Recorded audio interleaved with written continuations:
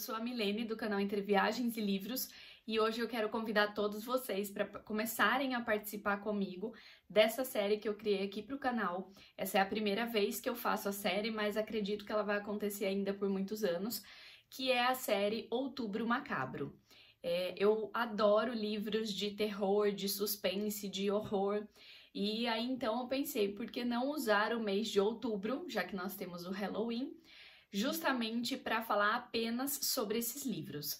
Então, durante o ano, ao longo desse ano, eu praticamente não publiquei aqui no canal nenhuma resenha sobre livros de horror. E eu vou trazer todas elas agora durante esse mês, então nós teremos resenhas, teremos leitura de contos, nós teremos indicações de livros, tem bastante coisa aí que eu programei para esse mês. Então é isso, sejam muito bem-vindos ao nosso Outubro Macabro. E hoje, para começar, eu escolhi um conto muito especial para abrir assim a nossa série. É o conto que se chama Dagon, aqui do livro Medo Clássico, volume 1. É um livro que contém uma coletânea de contos do H.P. Lovecraft, que é um autor muito conhecido por todos os trabalhos, por todos os contos e livros que ele publicou aí dentro dessa área de horror. E se você gosta desse horror mais cósmico, com monstros, com criaturas estranhas, com seres inimagináveis, pode ter certeza que você vai gostar demais das obras do H.P. Lovecraft. Então eu convido todos vocês agora a acompanharem a leitura desse conto e não esqueçam de deixar aqui nos comentários o que vocês acharam e também deixar o seu like se você gostou desse vídeo. Vamos lá? Dagon. Escrevo isto sob uma pressão mental considerável, já que à noite não mais existirei. Sem um centavo e ao fim de meu suprimento de drogas, que é a única coisa que mantém a vida suportável, não posso mais aguentar a tortura, e deverei lançar-me da janela desse sótão para a rua esquálida abaixo. Não pense que por ser escravizado pela morfina, seja eu um débil ou um degenerado. Depois de ter lido essas páginas mal rascunhadas, talvez você deduza, ainda que nunca saiba completamente, por que eu devo merecer esquecimento ou morte. Em uma das partes mais abertas e menos frequentadas do amplo Pacífico, a embarcação da qual eu era supervisor de carga foi vítima de um cruzador marítimo alemão. A Grande Guerra estava então bem em seu início, e as forças marítimas do Uno não haviam afundado completamente em sua degradação final.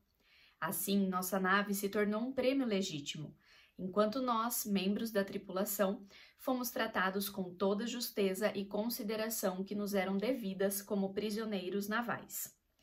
De fato, a disciplina de nossos captores era tão liberal que, passados 5 dias de nossa captura, eu consegui escapar sozinho em um pequeno bote com água e provisões que durariam um bom tempo. Quando finalmente me encontrei à deriva e livre, não tinha nada além de uma pequena ideia do meu entorno.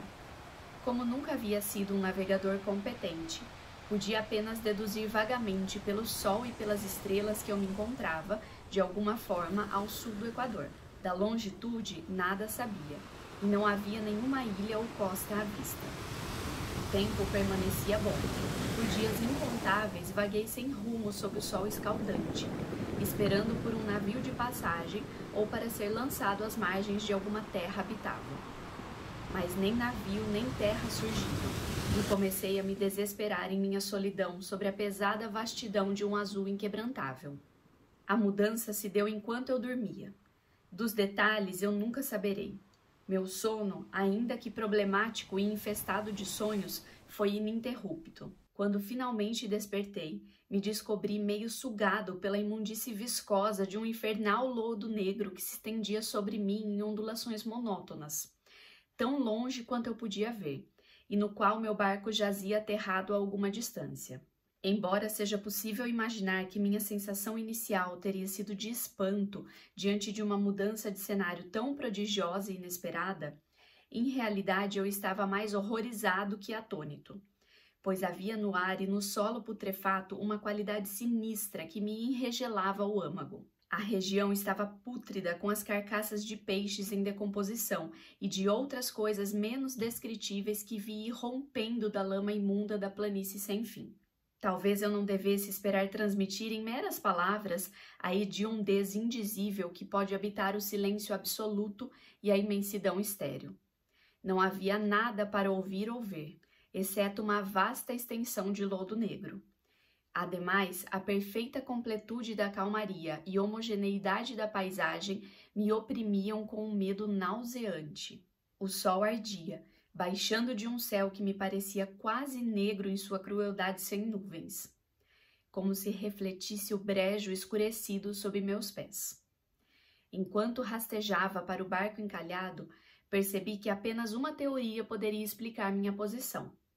Por causa de uma erupção vulcânica sem precedentes, uma porção do solo oceânico deve ter sido lançada à superfície, expondo regiões que por inumeráveis milhões de anos jazeram escondidas nas insondáveis profundezas aquosas.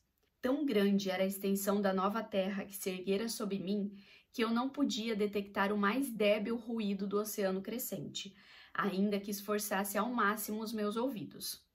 Nem havia qualquer ave marinha para rapinar as coisas mortas. Por várias horas permaneci sentado, pensando ou cismando no barco que jazia de lado e lançava uma leve sombra enquanto o sol se movia pelo céu. Conforme o dia avançava, o solo perdeu um pouco de sua viscosidade e parecia suficientemente seco para os propósitos de uma viagem de curto período.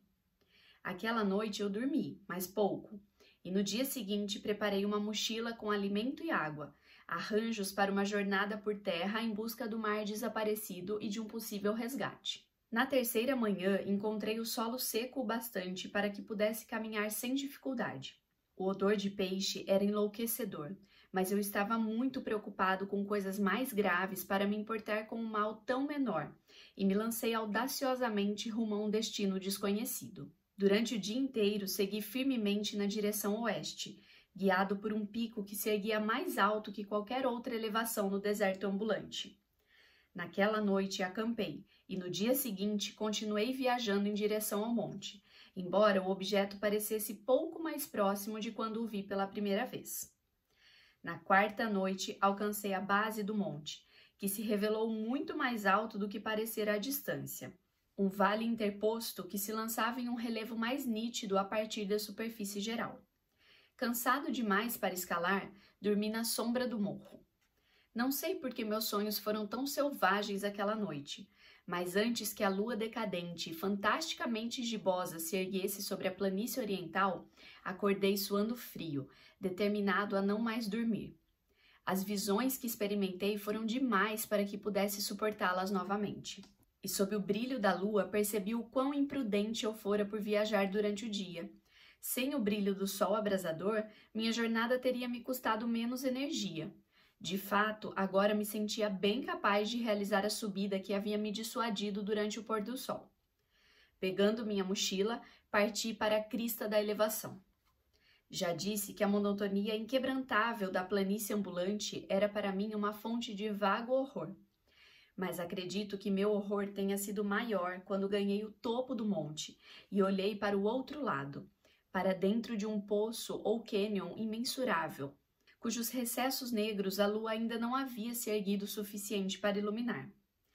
Sentia-me no limite do mundo, espreitando pela borda um caos insondável de noite eterna. Em meu terror correram curiosas reminiscências do paraíso perdido e da hedionda escalada de Satã pelos disformes reinos da escuridão. Enquanto a lua escalava mais alto no céu, comecei a perceber que as encostas do vale não eram tão perpendiculares quanto eu imaginara. Rebordos e protuberâncias de rocha ofereciam apoios para uma descida muito fácil. E depois de algumas poucas centenas de metros, o declive se tornava bastante gradual. Instigado por um impulso que não posso analisar de forma definitiva, desci pelas rochas e parei na encosta mais gentil logo abaixo, mirando as profundezas estígias onde nenhuma luz jamais penetrara.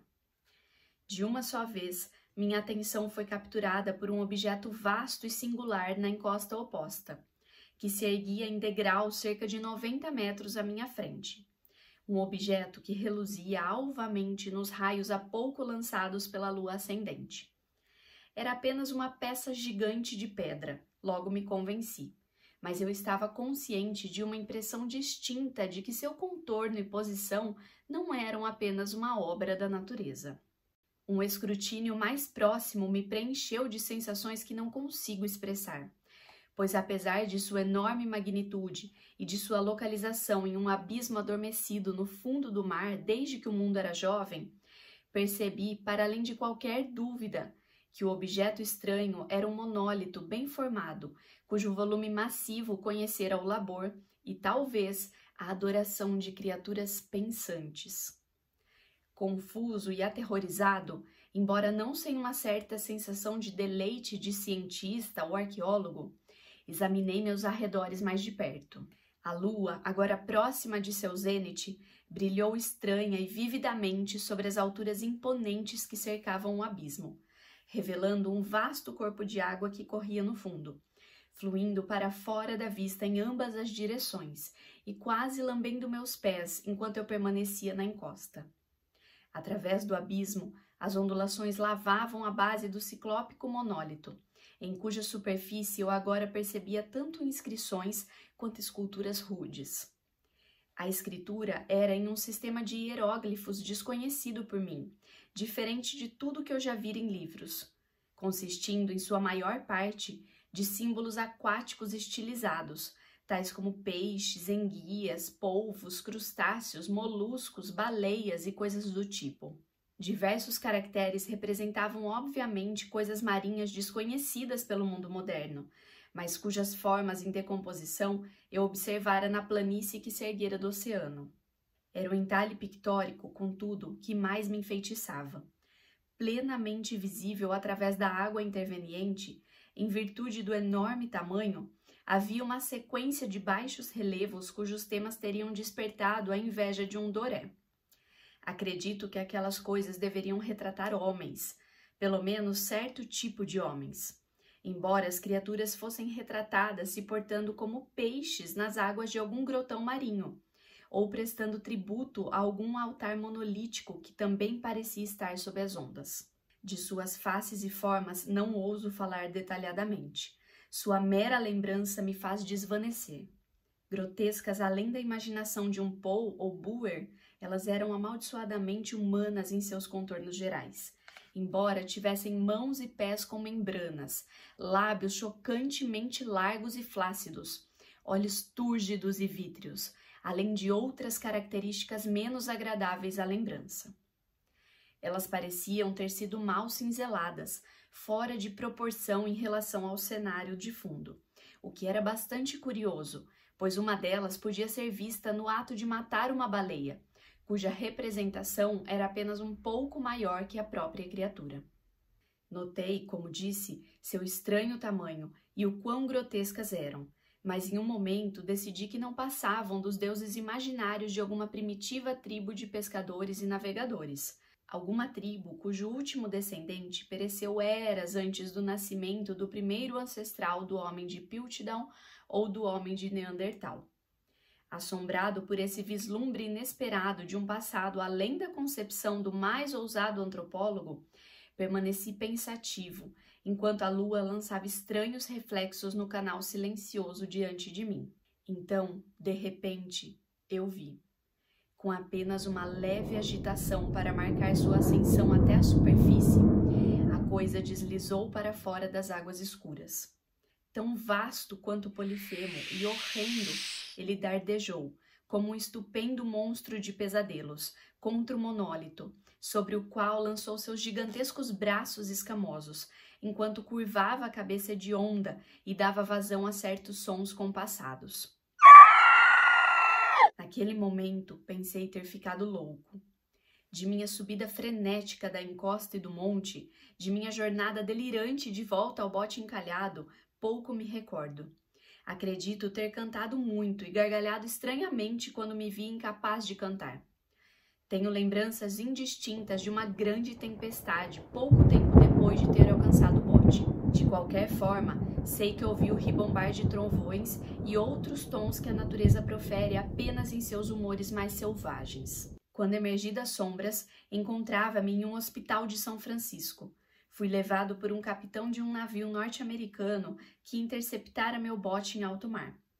Em meu delírio, muito falei, mas descobri que às minhas palavras foi dada escassa atenção. Sobre qualquer sublevação de terra no Pacífico, meus salvadores nada sabiam.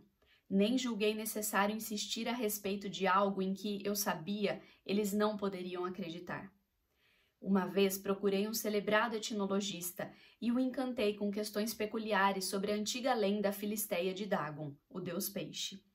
Mas, logo percebendo que ele era convencional para além de qualquer esperança, não publiquei minhas perguntas. Durante a noite, especialmente quando a lua é gibosa e minguante, é quando eu vejo a coisa. Tentei morfina, mas a droga conferiu apenas uma calma passageira e me atraiu para suas garras como um escravo desesperado.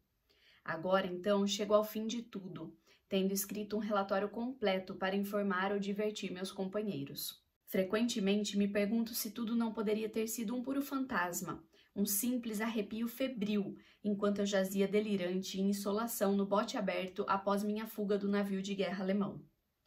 É o que me pergunto, mas sempre vem até mim uma visão hediondamente vívida em resposta. Não posso pensar no mar profundo sem estremecer com a visão das coisas inomináveis que podem estar neste exato momento rastejando e chafurdando em seu leito enlameado, adorando seus antigos ídolos de pedra e entalhando seus detestáveis semelhantes em obeliscos submarinos de granito molhado. Sonho com o dia em que eles se erguerão sobre os vagalhões para arrastar com suas garras apodrecidas os remanescentes de uma humanidade patética e exaurida pela guerra, e que o negro solo oceânico se eleve em meio ao pandemônio universal. O fim está próximo.